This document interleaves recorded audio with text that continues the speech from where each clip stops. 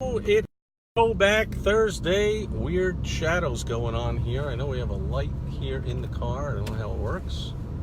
Maybe my beautiful wife Michelle can turn it on. Maybe not. So here we are in the dark on Throwback Thursday, November 7th, 2019. And maybe we can keep playing with these switches and one of them will turn on the light. So while we fumble and bumble, perhaps I can get the light to come on. Aren't these lights? Yeah. Let's just keep pressing these switches here. All right, so my beautiful wife Michelle will continue to attend to get the lights on. You know, I attempted to start this video while we had a spectacularly beautiful orange, blue, purple sunset going on here in sunny Arizona. But by the time I got onto the Facebook and typed in all the title and description, I looked up and holy cramoly, it's dark and all the cars have their lights on.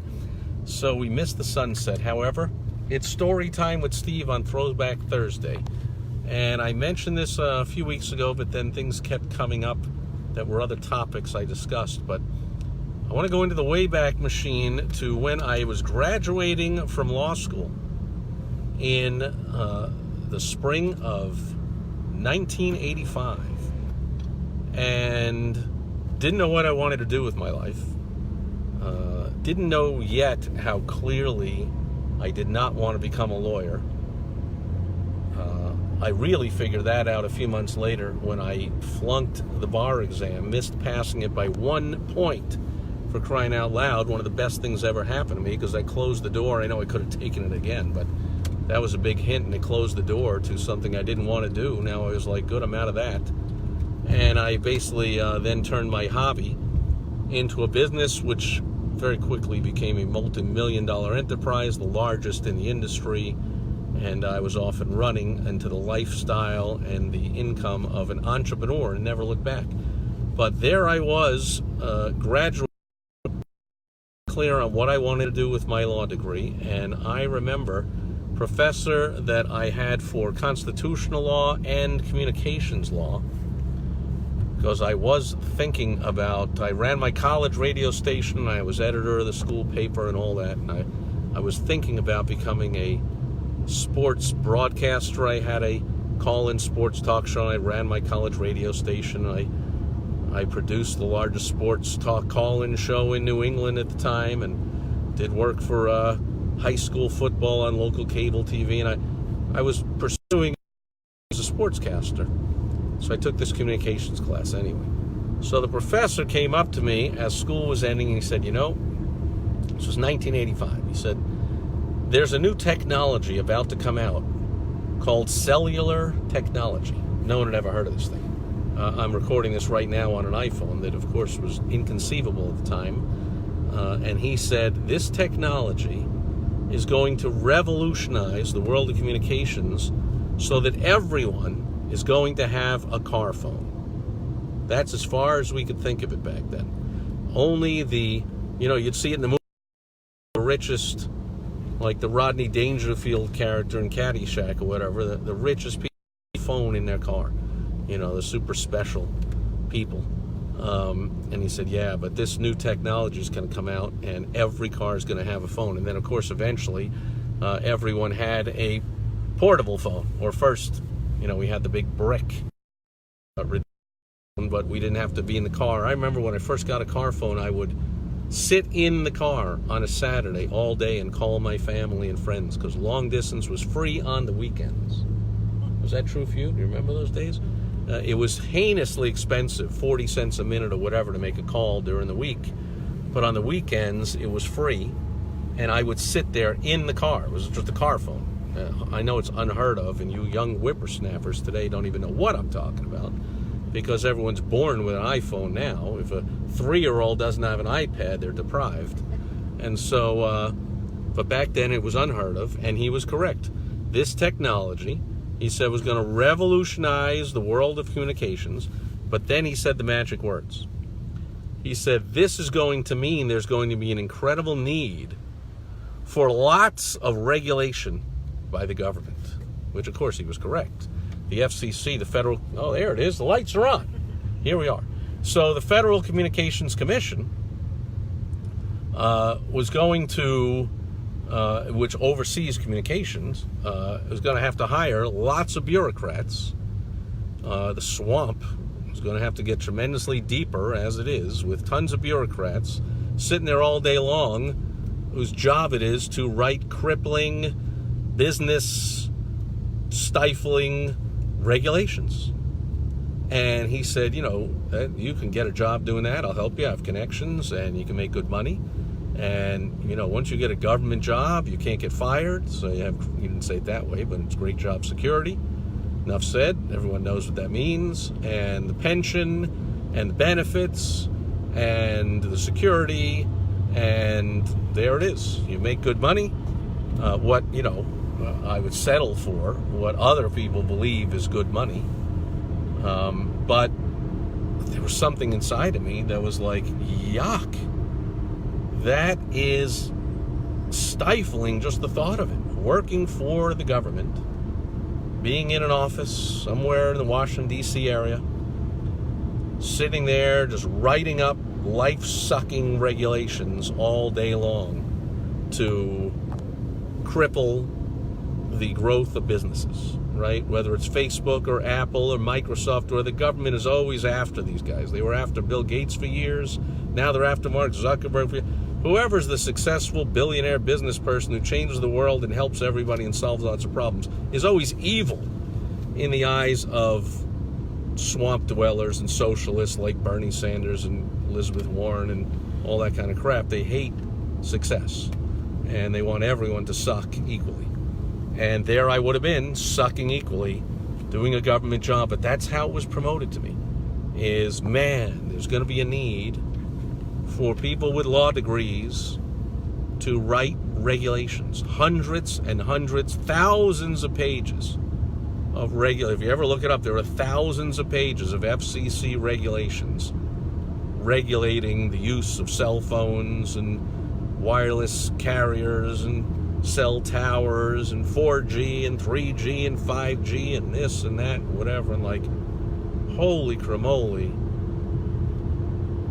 Obviously, the guy didn't know me that well, because 90% of people would love those jobs. They love jobs. They love working for somebody, and they love having a set salary and a set cubicle. And boy, the thought of a pension and benefits and set paycheck and cushy job in an office that you can't get fired, like, that all sounds great to them. But to 10% of us, the entrepreneurs of the world, that just sounds horrible.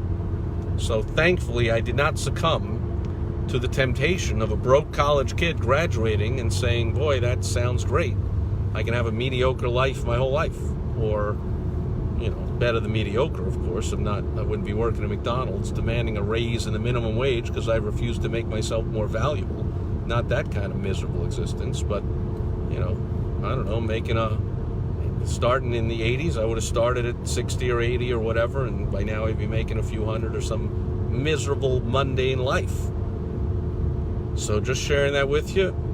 If you're an entrepreneur, you possibly have a similar story back when you were working in a cubicle and or were being groomed for one, or your family told you this is how life works. You get good grades, then you get into a good school, then you get a good job, and then you make a decent living, and life is great. But there's 10% of us out there, in the U.S. anyway, about 30 million business owners out of 330 million people. So about 10% of us say, yeah, no, I'm not settling for that. I'll take the wild roller coaster up and down, who knows what's happening, life of an entrepreneur. There's always something new. Opportunities always cropping up. Other opportunities are crumbling. Change is the only thing that is unchanging in our lives. The only certainty is uncertainty. And we love it. We love that lifestyle. And we would not trade that for the mundane, life-sucking, swamp-like life of someone who sits there in an office and just writes up thousands of pages of regulations all the time. So, who knows how close I came to thinking about that. The part I liked about it was, maybe he did know how to get through to me. The part I liked about it, as you can imagine, maybe it's the only part of it that a light bulb went off for you, that you perked up a little bit was it's a new emerging technology. See, that I liked. So that's a telltale sign. When you are drawn to new opportunities and new things and exciting, untested, unproven ground floor things that could become huge and blow up, then you know you've got an entrepreneurial spirit. And my suggestion, my advice is not to give in, despite all the temptation from people who, likely the people closest to you and care the most for you, don't want to see you get hurt. They don't want to see you have life of the entrepreneur. They want to see you have the set job with the set salary and the set benefits and the set pension and all that. And I've even had clients that talk like that. They think they're an entrepreneur, but then they say, yeah, but I also have a full-time job. You understand, I have 4 kids. Like, I have bills to pay, I have a mortgage. Yeah, well, then you're not an entrepreneur, see? You think you are, but you're not. You're the epitome of not an entrepreneur. You need the job, the benefits, the working for somebody else. And there's nothing wrong with that. It's 90% of the people. But if you feel the urge, the need to be in that 10%, you found a home. Oh, and look at that. There is a beautiful sunset. So maybe it's just that we were in traffic. I'm going to turn this around. Oh, look at that. Beautiful sunset happening over there. Just catching the end of it. Which way? I go this way. There it is. All right. There it is. Caught the end of it at the end of the video. Really beautiful orange. Can you see that on the phone? Sometimes you can't see it well on the iPhone. You know, somebody ought to write up some federal regulations about that and regulate the iPhone camera and how it sees sunsets. If only somebody was graduating law school back in 1985 and would take a job with the government writing up regulations like that and demanding that the iPhone developers do better jobs with camera and sunsets. Just kidding, I jest. But that'll do it. We have reached the restaurant. We were about to grab a bite to eat. You're invited if you're in the area. Otherwise, it'll just be my beautiful wife, Michelle, and I. There's my honey.